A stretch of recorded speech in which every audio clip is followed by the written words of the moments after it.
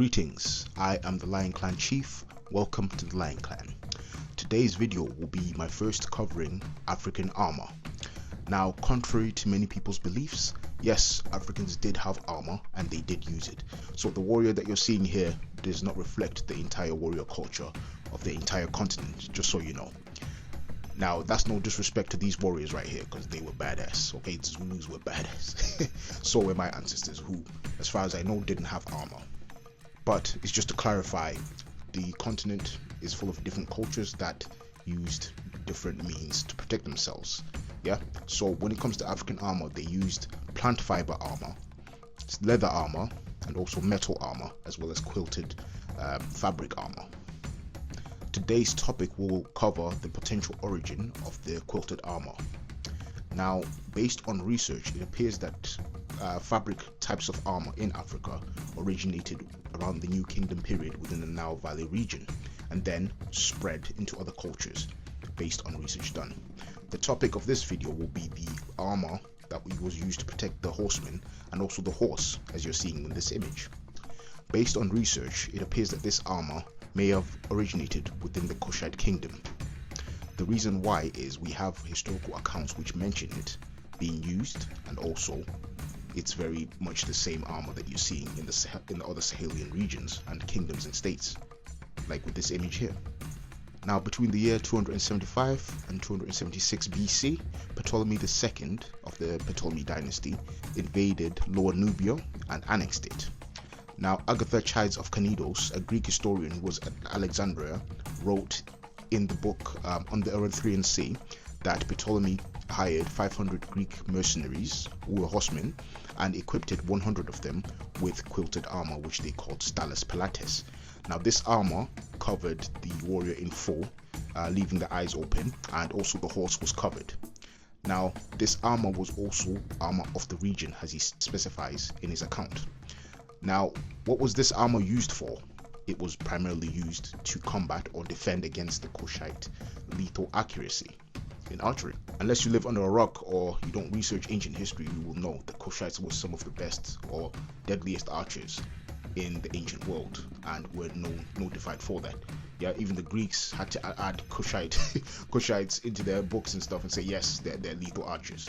Yeah, it's known. So because of this, Ptolemy did a smart thing by adopting the armor of the region, which allowed him to annex Lower Nubia, which then they renamed Traian Quantinshanos. I'm probably butchering that. Sorry, my Greek people. Your language is hard, I ain't gonna lie. So they annexed that region and managed to take over the region. Hence why the Kushites were influenced by Greek culture to an extent.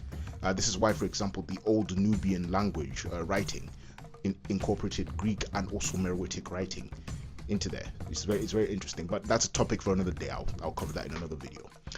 Anyway, moving forward with the armor. So even after the Ptolemaic dynasty fell, after the Romans took over Egypt and that fell, the Kushites were still using quilted armor, and also their successor states, the Christian Nubians and later other Sudanese ethnic groups and kingdoms, would still use this. For example, pre-colonial Sudanese warriors were still wearing this armor, as you can see here. But this armor was also worn in Central Africa and in Western Africa, as you can see with this Bagrimi warrior and also this Borno warrior. Speaking of this Borno warrior, just note that quilted jacket that he's wearing, underneath it he's wearing metal armor, which is this armor right here. This armor right here I will cover in another video for you, but just know that this uniform, I love this uniform. It's one of my favorite should I say. Based on research, in the Sudanic Belt region, which is also called the Sahel, there was a lot of movement going back to antiquity. So Kushites were trading with Central Africans and West Africans and so on. It's a huge region, but more research does need to be done.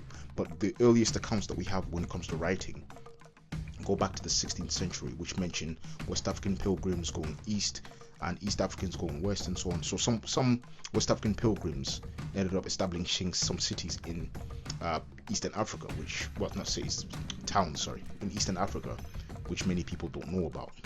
So I believe this is how the quilted armor style ended up west.